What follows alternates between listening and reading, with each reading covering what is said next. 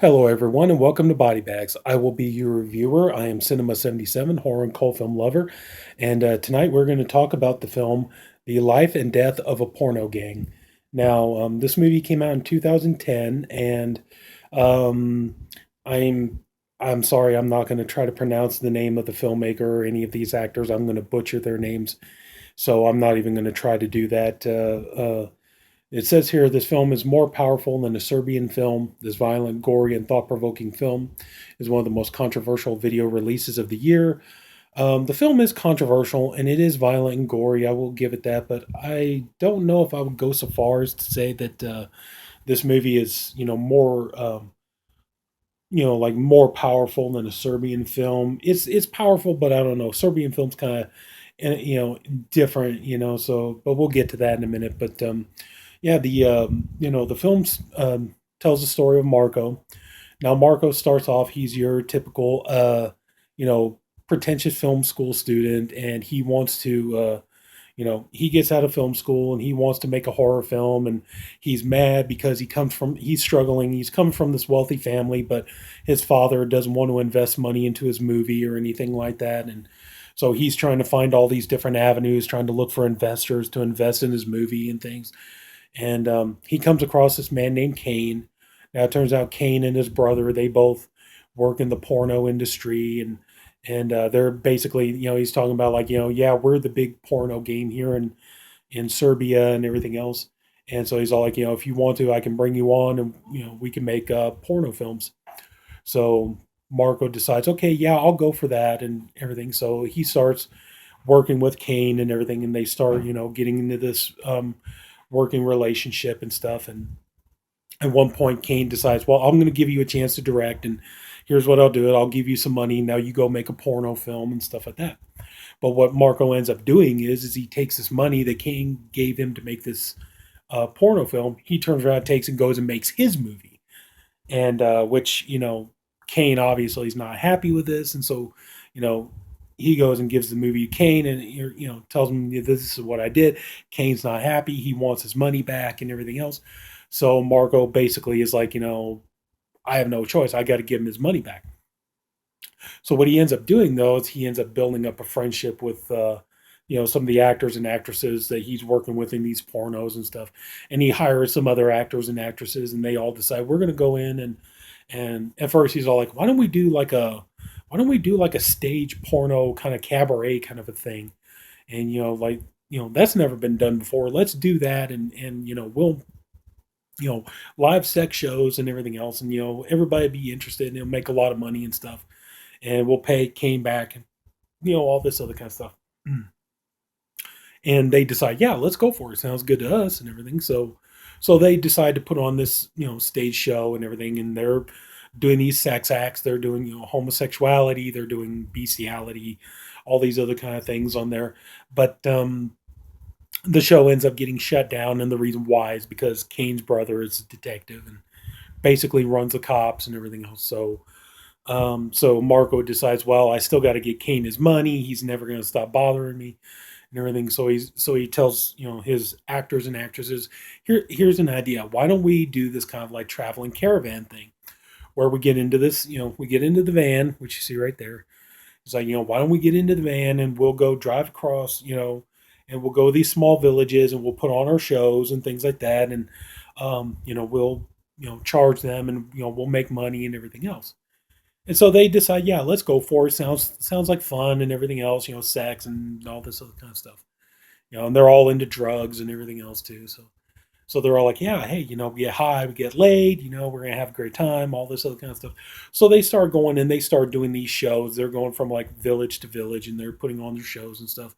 But it's not panning out. They're being they're being harassed. They're being kicked out of towns. At one point, they're all attacked, and they're all sexually molested, and their money is stolen and everything else. And they're kind of at wits end. They're trying to figure out what they're doing, what they're going to do. They're starving to death and everything else. And then this old man who went to see one of their shows, he approaches Marco and he tells him, hey, I have an idea. Let's you and me, we'll go talk. So he explains to Marco, he's all like, yeah, I know that you like to film things and stuff, and but he's all like, I have an idea. What would you think of the idea of doing snuff movies? He's all like, I've done kind of like snuff movies and everything else, and I've made a lot of money doing these, and I can make you a lot of money and make your troop a lot of money because you guys aren't making any. So Marco decides, yeah, we'll go ahead and we'll give that a shot. So he goes and tells the group, and he's all like, what do you guys think about, you want to try doing these snuff movies and stuff, and they're kind of like, well, what other options do we have? So they decide, yeah, we'll go ahead and we'll do these snuff movies and things like that. So they start doing some of them, and so like at one point, the way it works out is like the old man. What he does is he has a list of people that he's going to send to Marco and his people, and basically they just have to kill them, and then they have to film it and stuff like that. And so like the first one they send a man who's obviously he's mentally unstable, and so he takes a straight razor, he's like cutting himself, he's cutting his throat and everything else. And so um and so he sells them the film, they put it on the internet, so he's making all this money and everything else. And but they're still trying to do their sex shows and things like that, but every once in a while they take one of these people that that he sends their way, and then they kill him. They draw, basically they're kind of like drawing straws, and whoever gets the short straw kills them and stuff. So they film it, they try to come make like a production out of it and stuff like that. But as the movie goes on, there's a lot of dramatics going on between the characters. And you have like one character who's basically like a tranny.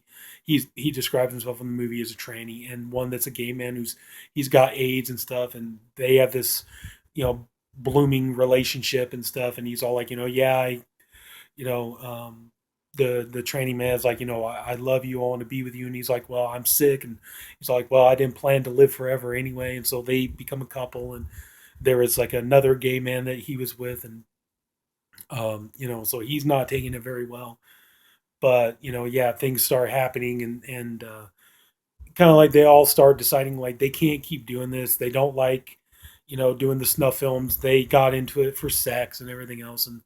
And like some of the troop, they start dying off. Some of them decide that they want to leave and everything else. And a couple of them decide that they're going to go back and try to work for Kane and everything else, so they can pay him back and everything. And basically, kind of like the whole thing falls apart, and then Marco, finally decides, well, I'm going to go and I'm going to go give Kane his money back and everything else. And he's got my best friend, my cameraman and everything, and I know he's abusing him, so I'm going to go get him out of it. And so there was a showdown between Marco and Kane and everybody, and he's got there's a girl Una that is kind of like his love interest and stuff, and he decides that he wants to get her back and everything else. And so I don't really want to give away the end of the movie or anything like that, but yeah, the movie, it's not bad, but I don't know if I would go so far as to say that it's more intense or more gruesome or whatever than a Serbian film. I mean, it is gruesome, it is controversial. Like you have scenes of bestiality, you have homosexuality, things like that. But when you compare in, some of the kill scenes are, the snuff scenes are, well done, and they're intense and things like that. But I don't know, just kind of Serbian film to me is kind of more. Um, I don't know. That's more brutal in a different way, because Serbian film had like child molestation and baby rape and things like that. And just kind of while the kill scenes are kind of like you know when people are getting killed, it's more like shootings and stabbings and bludgeonings and people getting their throats cut, things like that. Whereas like I mean, you had like much more explicit, kind of more creative, nasty death scenes in the Serbian film, like a guy getting his eye gouged out with a hard on, and like the woman, he shoots her with the tranquilizer and she ends up using the lead pipe on herself and things like that.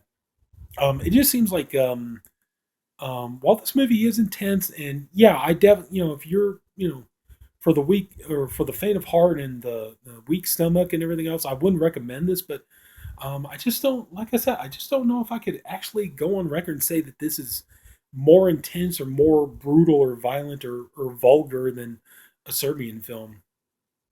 Um, yeah, I mean, just kind of like the Serbian film had, like, just seemed like just some of the stuff that a Serbian film had in it was just kind of more grotesque, mainly like the whole child molestation thing going on in that movie. Whereas this movie, you don't really have that issue. But still, I would definitely say, yeah, this movie is definitely it's a tough one. It's not for the faint of heart, like I said. This does have it is pretty rough going, but I just don't know if I can honestly say that it's rougher than a Serbian film. But yeah, I mean, if you're feeling brave and you want something that's intense, you want something that's yeah, brutal. I guess you can honestly say brutal, but but yeah, just I don't know. Just like I said, I just don't know if I can honestly say that. I could say that this is more vicious or more gruesome than a Serbian film. I don't know.